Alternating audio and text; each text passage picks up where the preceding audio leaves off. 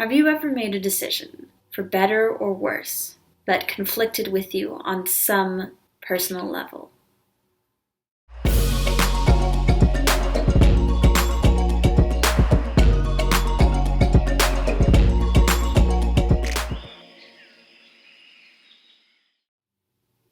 Whether we come to regret the decisions we make or not, we make decisions.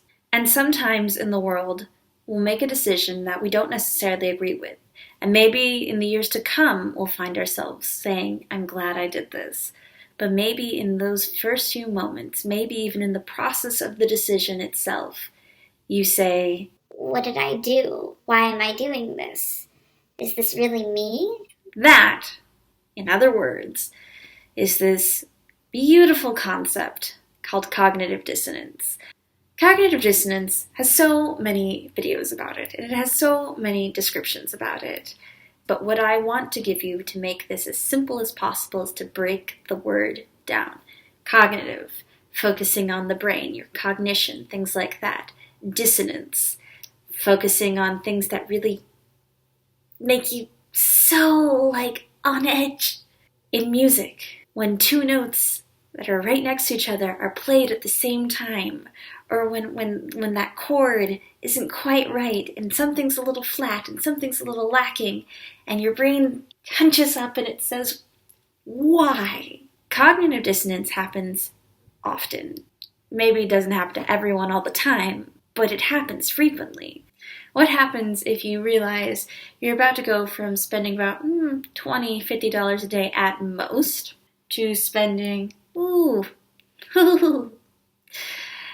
hundreds, thousands, 10,000, however much money. You're going from itty-bitty breathing space when it comes to the amount of money you spend to, holy crap, I just handed over $10,000 for an object. Already there's a disagreement. Already you're feeling like there's a conflict. You have the small end of the spectrum, the minute moments where it's like, this didn't really bother me, but this was weird. And then of course it can go over to here where it's like, I've spent years contemplating why I decided to do that. So those are some ways that it can show up in life.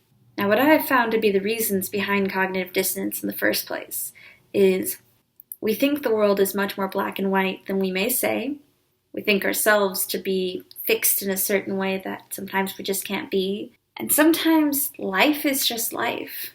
You don't choose to have a tire go out on you. You don't choose to have to be burned out. Now, there are some choices we get to make, but when we experience these moments in which a choice is thrusted at us and now we have to decide what to do, things don't always go our way. But the point of cognitive dissonance is not to say, you're a terrible person who needs to fix their life. It's to say, hey, think about your principles. Understand this new lesson. When we adapt to the cognitive dissonance we feel, when we recognize what's going on, and when we can understand why this is happening, we can take a step back from whatever is going on. And cognitive dissonance isn't something that's going to go away, but that's because we're always learning. And thus, why would you want it to go away? It means that you're developing more as a person and that you're understanding life more when you find yourself having to question the things you've done and having to question the decisions and the attitudes you've held. Because that's all it is. It's this uncomfortable feeling you get in some capacity that shows up in some way, and the only thing it really is intent on doing is giving you a chance to say, what did I just do? Was that really me? Was that my voice? I had to throw in an Yzma reference at some point. It was going to happen eventually. In all seriousness, the way that I have found to combat it and to manage it and to change it for you personally, it's a matter of just understanding where it's coming from and understanding what might need to change about your perspective. Then you may find all those problems will only be problems for the few moments in which you don't realize what they are. Your brain's saying, this doesn't vibe well. Please stop and think about it. Because cognitive dissonance doesn't mean we've made a mistake. It means we have to reconsider something. It means that we have to just relook at our situation and really understand what's going on for ourselves. And It's your choice what you wish to do with that. It's your choice what you wish to do with anything. But I hope, if anything, I hope that you can walk away with an understanding of what it is, how it might show up in your life, and what we can learn from it. I've found that ever since recognizing it, it has allowed me to really, really get a better grip on life. So, we've talked about the why, the how, the what.